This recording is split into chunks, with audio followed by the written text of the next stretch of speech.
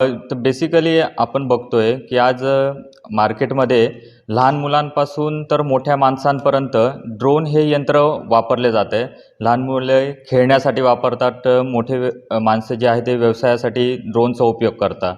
तर कन्व्हेन्शनली ज्यावेळेस आपण ड्रोनला कंट्रोल करायचं असतं, तर त्यावेळेस आपण remote control, joystick, mobile application, तर याच्या साहाय्याने आपण त्याला कंट्रोल करत असतो. तर ह्या कंट्रोलिंगच्या मेथडमध्ये आपल्याला कुठेतरी इंटरप्ट येतं, काही इलेक्ट्रोमॅग्नेटिक रेडिएशनला एक्सटर्नल नॉईजमुळे इंटरप्ट येतं आणि त्यामुळे जे काही कंट्रोलिंगचं अंतर आहे ते एका ठराविक मर्यादेपर्यंतच उपलब्ध आहे. तर ह्या प्रॉब्लेमवरती सोल्युशन म्हणून आमच्या विद्यार्थ्यांनी जेस्चरच्या साहाय्याने, हँड जेस्चरच्या साहाय्याने ड्रोनला कंट्रोल करण्याचा प्रयत्न आम्ही केला आहे. तर याच्यामध्ये आपण मशीन विजन, ऑब्जेक्ट ट्रॅकिंग, तर ह्या प्रणालीचा उपयोग करून ड्रोनला आपण हाताच्या वेगवेगळ्या प्रीलोडेड हालचालींनी आपण त्याला कंट्रोल करू शकतो. ही संकल्पना मला जेव्हा मी सुरुवातीपासून फर्स्ट इयर ऑफ इंजिनिअरिंगपासून ड्रोनवरती मी वर्क करत होतो, तेव्हा असं वाटलं की रिमोट कंट्रोल आपण यूज करतो तर एका रिमोट कंट्रोलरवर अप टू 11,000 to 12,000 रुपीज जाता.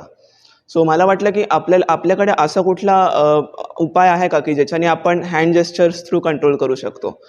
फॉर दॅट त्याच्यानंतर हा विचार केल्यानंतर मी ड्रोनला कॅमेरानी इंटिग्रेट केलं आणि कॅमेरा इंटिग्रेट केल्यानंतर मी त्याच्यामध्ये पायथन प्रोग्रॅमिंग लँग्वेजचा यूज करून OpenCV पायथन आणि CVZone लायब्ररीजचा यूज करून ऑब्जेक्ट डिटेक्शनचं अल्गोरिदम इम्प्लिमेंट केलं.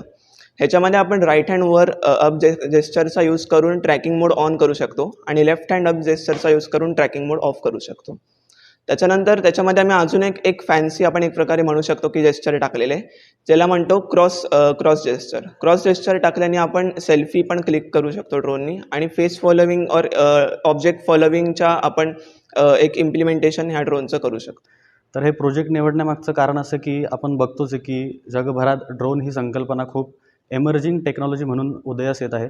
तर आमचे प्राध्यापक शिक्षक जे आमचे प्रोजेक्टचे गाईड आहेत, राहुल शिंपे सर, यांनीसुद्धा आम्हाला यात खूप मदत केली आणि या ड्रोनचं महत्त्वाचं एक उद्दिष्ट म्हणजे या ड्रोनमुळे आपण शेतकरी असतील किंवा बाकीचे कोणतेही आपण जसं बघतो की मायनिंगमध्ये कामगार आहेत, त्यांच्या जीवाला धोका असतो. पण ड्रोन ही टेक्नॉलॉजी अशी आहे की ज्याच्यामुळे आपण फेस डिटेक्शन आणि बॉडी डिटेक्शन करून त्या व्यक्तींचा जीव वाचवू शकतो आणि त्याचप्रमाणे ही सिक्युरिटी प्रणाली जी आहे त्याचा वापर करून आपण बॉर्डरवर सिक्युरिटीसुद्धा याची इम्प्लिमेंट करू शकतो.